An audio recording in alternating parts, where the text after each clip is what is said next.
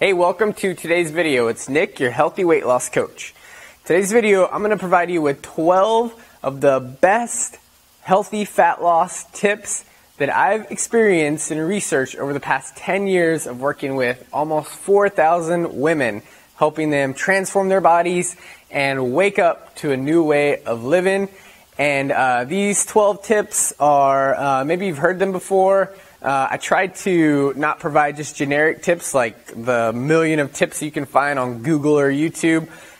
So hopefully that I can help you customize and tailor these tips and approach to help you create health and transformation and help you lose that healthy weight. All right, so let's go ahead and tip number 1, eat real food.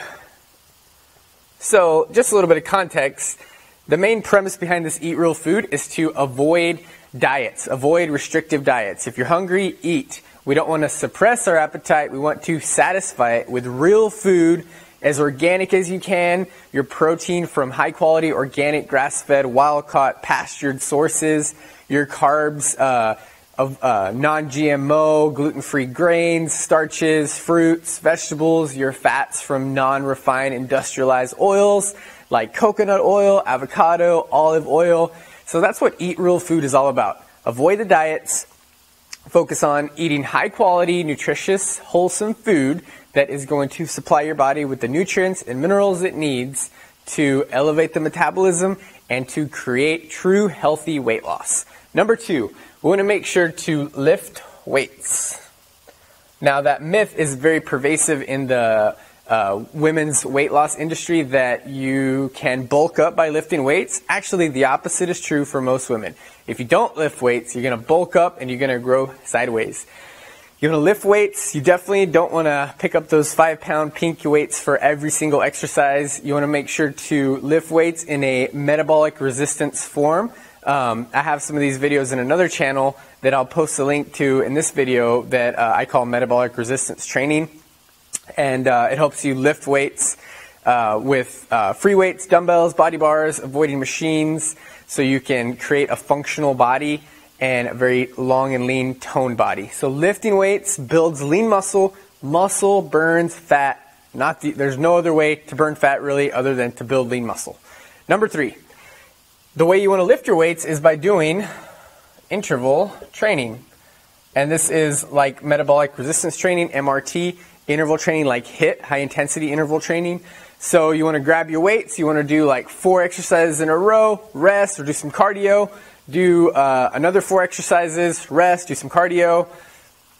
So essentially what you're doing is bringing the heart rate up and down, and you're giving it all you got and resting, giving it all you got and resting. It's kind of like doing sprints. If you're going to do cardio, do a sprint-based cardio. Sprint for 20 seconds, rest for 20, sprint for 20, rest for 20. That is interval training, and that builds lean muscle, burns a ton of calories, helps burn calories after your workout, which cardio does not do. And with lifting weights, you're building that muscle to burn the fat. Number 4, this is probably one of the most important ones. You want to think healthy fat loss, not weight loss. Weight loss can come in all forms. You can lose muscle, you can lose water weight, you can do a bunch of crazy things to drop 5 pounds in 2 days, but healthy fat loss burns excess fat that we don't need in our bodies. That's one of the big issues with the weight loss industry is they have all these strategies for losing weight by crash dieting, not eating real food, taking supplements, appetite suppressants, fat burning supplements, etc. And it's very short term and it causes metabolic damage. When you focus on healthy fat loss strategies like eating real food, like lifting weights consistently, like doing the other tips that I'm going to talk about later, then you create not only short-term weight loss, which is possible with healthy fat loss, but long-term sustainable results. And that's what you want to focus on. All right, so let's do number 5, bang for your buck exercises. So, bang for your buck exercises are like compound movements. I really want you to go like my other channel because all this will make sense regarding the exercise. So, for example, deadlifts, squat and presses, muscle or exercises that are working multiple muscles at a time. The more muscles you work, the more you'll build lean muscle, not bulky. the more fat you will end up burning because you're creating more of a metabolic efficient system. So you're going to do bang for your buck exercises. Not only can you work out for less time, but the exercise you're doing is very efficient and will help you achieve results really quickly. All right, so number 6, we want to eat foods low in estrogen. And by doing that, you eat foods that are pro-thyroid, so that help boost your thyroid function, boost your metabolism, are very healthy for your cells. So foods high in estrogen are foods like soy, which is genetically modified, like gluten, which is very hard on our digestion, like genetically modified corn, and the one that is probably the worst, and if I was asked the question, what one food would you avoid, it would be industrial oils like canola, soybean, the oils that are used at fast food restaurants and fry stuff. Avoid those oils at all costs. Those are just detrimental to your thyroid, to your health, to your cells. It just free radical, metabolic damage is bad news. So you want to replace all those oils with coconut oil, which is goes in the eat real food category. Avoid those high estrogenic foods, and your thyroid and your metabolism will just thank you forever and ever. All right, so let's go to number 7. We want to control and manage our stress hormones. Stress hormones like cortisol, adrenaline, estrogen, we want to make sure that those are kept at bay. And one of the best ways to do that with cortisol is to avoid long bouts of cardio by doing these efficient exercises. Getting high quality sleep, which is actually tip number 8. I'm going to just go through these a little quicker.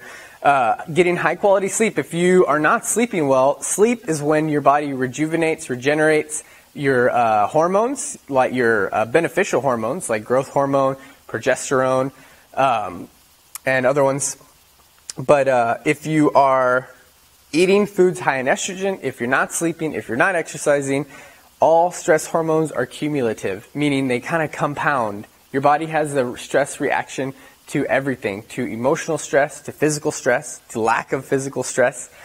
And so if you're not thinking about your hormones if you want to lose weight, then you're doing yourself a disservice and setting yourself up for failure, because hormones control your weight loss.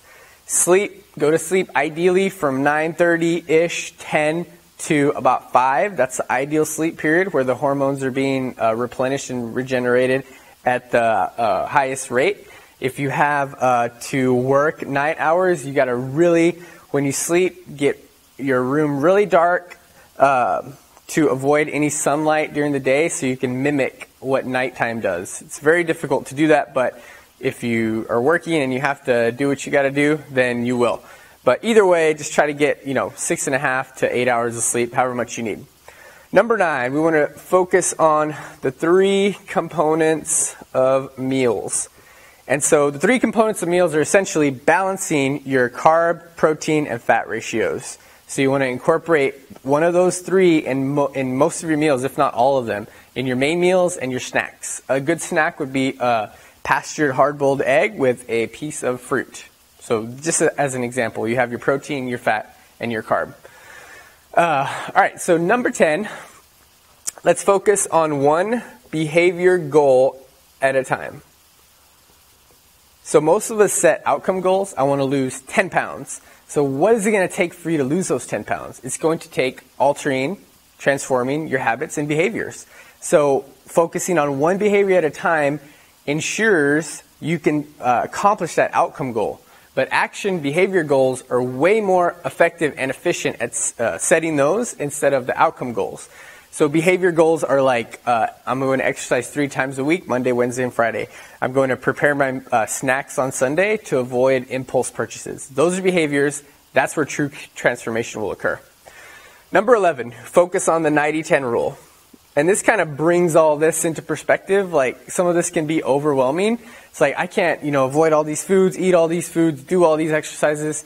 90-10 rule, or 85-15, however you need to do it, helps you kind of have a few drinks over the weekend, or go out to eat at your favorite place and have a dessert that you shouldn't have. it helps you just live a little. And sometimes you might be 80-20, other weeks you might be 95-5 or 70-30 or something like that. Don't beat yourself up if you have a 60-40 or a 70-30 week. All you got to do the next week, try to get back to 90-10. Get as close as you can. And then every week, just try to maintain or improve. And if you go backtrack, then don't worry about it. Just pick it back up the next week. Last but not least, customize and fine-tune your program.